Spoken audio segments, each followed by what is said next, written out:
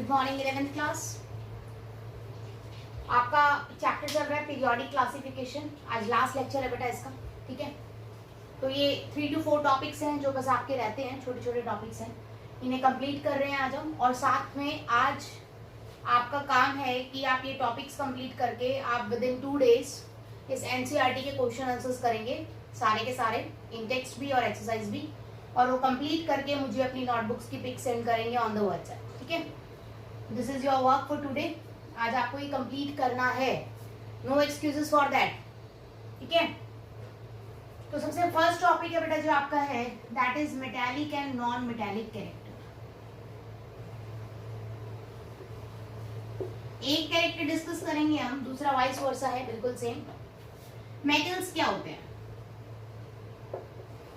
जो इलेक्ट्रॉन्स को लूज करेंगे उन्हें हम मेटल्स बोलते हैं। और नॉन मेटल्स क्या होते हैं? जो इलेक्ट्रॉन को गेन करेंगे उन्हें हम नॉन मेटल्स बोलते हैं। क्लियर बेटा जी? तो आपको पता है अगर साइज बिग हुआ तो इलेक्ट्रॉन क्या होगा बेटा? इजीली लूज हो जाएगा, सॉरी ऐसा ही है, ठीक है। इसी तरह से अगर आपका साइज स्मॉल हुआ तो इजीली गेन हो जाएगा। दैट्स इट, बस यही तो है। तो मेटल्स वो होंगे जो इलेक्ट्रॉन्स क्या करेंगे बेटा? लूज। नॉन मेटल्स कौन से होंगे जो इलेक्ट्रॉन क्या करेंगे बेटा? गेन करेंगे। तो बड़े साइज वाले आसानी से लूज करते हैं और छोटे साइज वाले आसानी से गेन करते हैं। That's it. तो आप इसमें ट्रेंड बता दीजिए। आप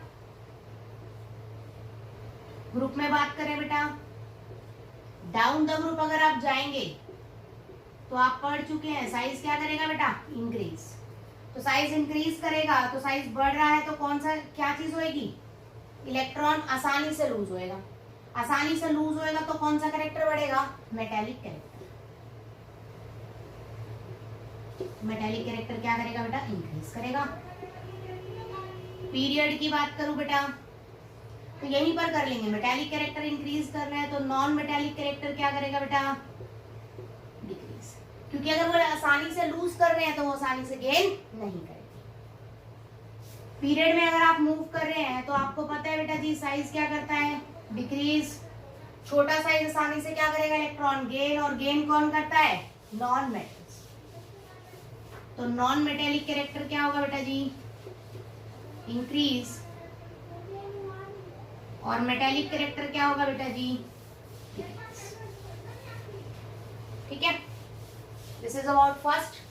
then second, ionic and covalent character.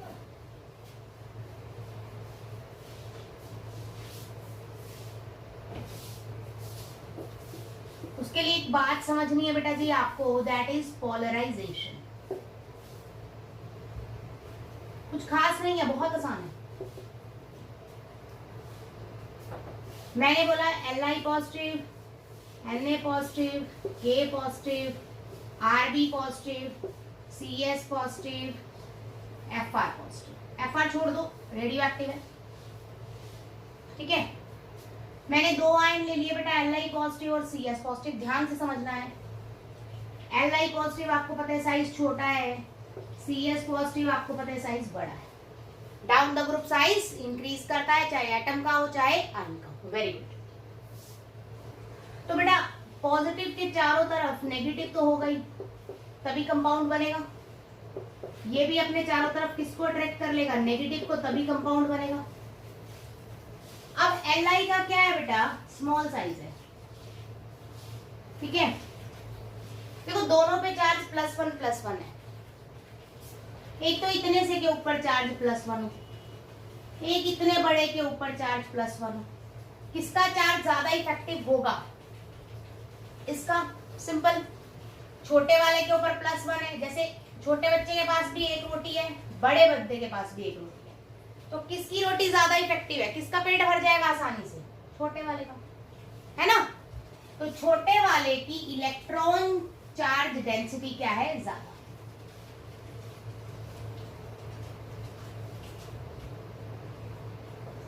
Electron charge density क्या होती है बेटा?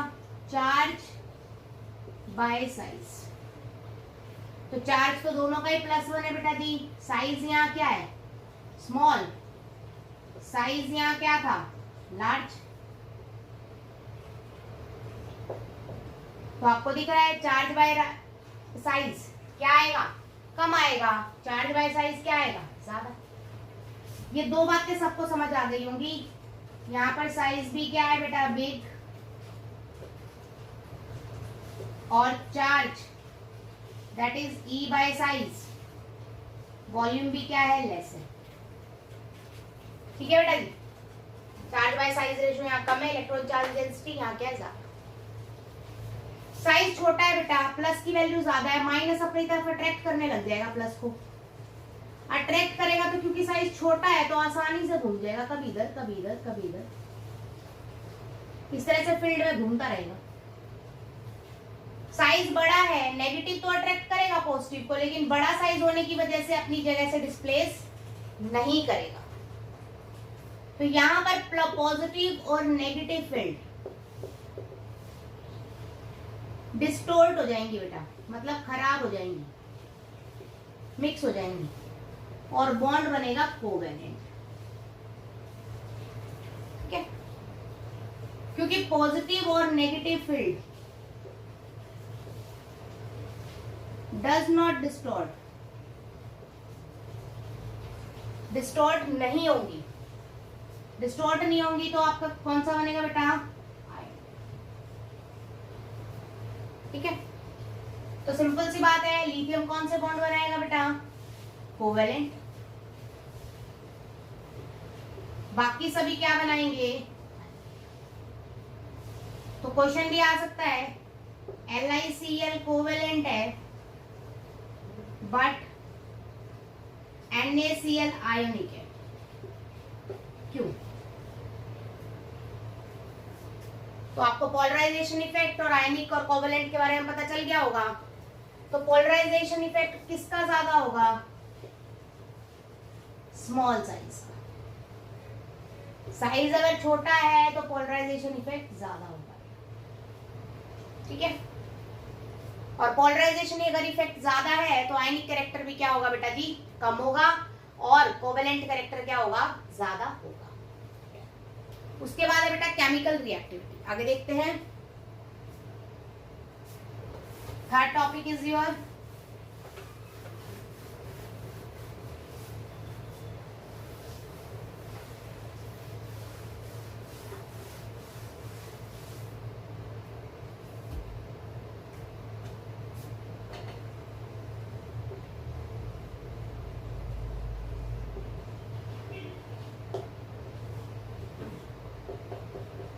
Chemical reactivity. कोई भी एटम बेटा रिएक्ट करेगा या तो इलेक्ट्रॉन लूज करके या फिर इलेक्ट्रॉन गेन करके। तो केमिकल रिएक्टिविटी सिर्फ दो ही तरह से हो सकती है, बाय लूजिंग इलेक्ट्रॉन्स और बाय गेनिंग इलेक्ट्रॉन्स। या तो इलेक्ट्रॉन लूज करेगा या गेन करेगा।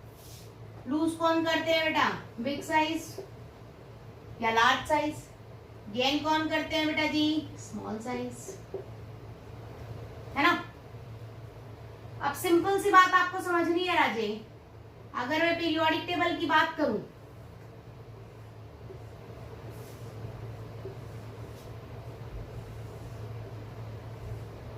दैट इज जीरो ग्रुप कौन सा है? Noble gases. इसको छोड़ दीजिए, ठीक है।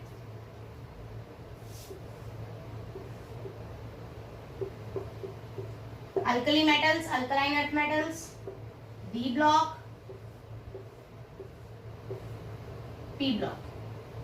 कौन सा ग्रुप है बेटा? Li, De, boron, carbon, nitrogen, oxygen, fluorine. ध्यान से देखिए बेटा, इसको निग्लेक्ट करेंगे तो अगर हम साइज की बात करें तो बिगेस्ट साइज,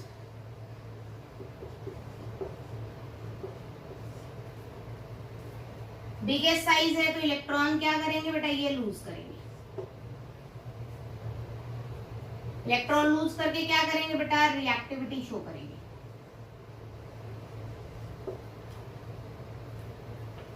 अगर मैं फ्लोरीन की बात करूं तो स्मॉलेस्ट साइज बेटा जी बता चुकी हूं आपको साइज के बारे में ऑलरेडी। साइज अगर छोटा है तो ये क्या करेंगे बेटा, इलेक्ट्रॉन गेन करेंगे और गेन करके क्या करेंगे, शो रिएक्टिविटी।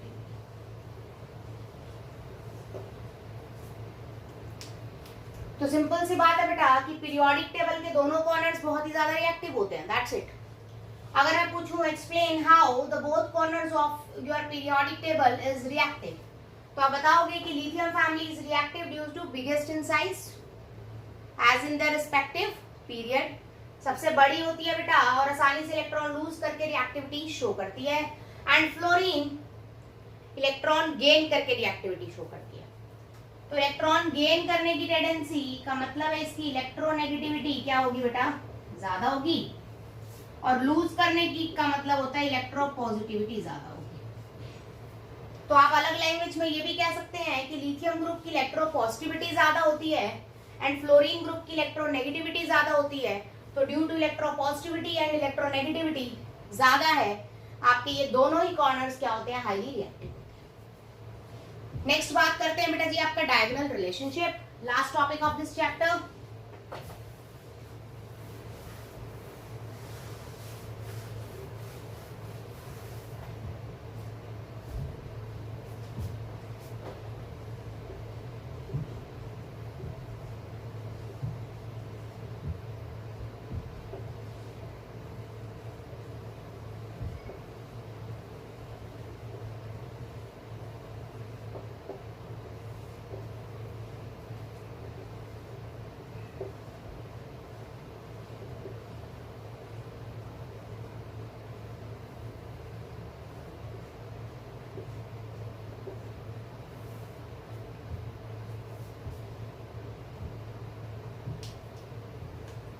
जनरली ये दो ग्रुप ज्यादा दिखाते हैं बेटा जी डायगोनल रिलेशनशिप, इसमें इतना ज्यादा देखने को नहीं मिलता।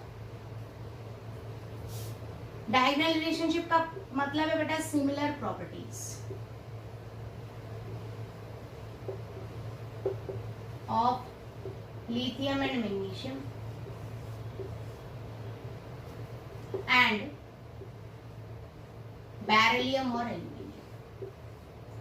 वो कह रहा है जैसी प्रॉपर्टीज लिथियम की है वैसी ही प्रॉपर्टीज मैग्नीशियम की देखने को मिली है, और जैसी प्रॉपर्टी बेरिलियम की है वैसी ही एल्यूमिनियम की देखने को मिली है। तो इस तरह से तो कोई रिलेशनशिप होता ही नहीं, या तो हमारी पीरियड में ट्रेंड होता है, सॉरी ग्रुप में ट्रेंड होता है, या फिर हमारा पीरियड में ट्रेंड होता है। इस तरह का डायगोनल ट्रेंड हमें देखने को नहीं मिलता। तो कुछ एटम्स इस तरह का डायगोनल ट्रेंड शो करते हैं बेटा जी, और ये जो शो करते हैं डायगोनल रिलेशनशिप, इसी को हमने नाम दिया है डायगोनल सिमिलैरिटी या डायगोनल रिलेशनशिप, ठीक है। तो ये होता क्यों है, this is important course. Actuality में Li पॉजिटिव और Mg2 पॉजिटिव, क्योंकि कोई भी चीज अगर प्रॉपर्टी शो करेगा तो in the form of ions, इनका जो साइज है सिमिलर है। इसी तरह से बेटा beryllium 2 positive and aluminium 3 positive, इनका जो साइज है वो भी सिमिलर है। क्योंकि इनके साइज सिमिलर हैं तो ये आसानी से क्या कर सकते हैं बेटा जी, एक जैसी प्रॉपर्टी शो कर सकते हैं। तो डायगोनल रिलेशनशिप का कोर्स क्या है कि इनके आयनिक साइज और इनके एटॉमिक साइज लगभग क्या होते हैं, सेम होते हैं। That's why they show diagonal relationship, ठीक है। तो this is all about your periodic classification. आज आप यहां तक करेंगे एंड विद इन 2 days आप जो इसके एनसीईआरटी क्वेश्चंस आंसर्स हैं उनको कंप्लीट करेंगे, और अगर कोई भी डाउट है तो आप मुझसे पूछेंगे। व्हाट्सएप पे आप अपनी इंक्वायरीज या डाउट सेंड कर दिया कीजिए, आपको रिस्पांस मिल जाया करेगा। आज के लिए थैंक यू बेटा जी, हम नेक्स्ट मिलते हैं नेक्स्ट चैप्टर के लिए।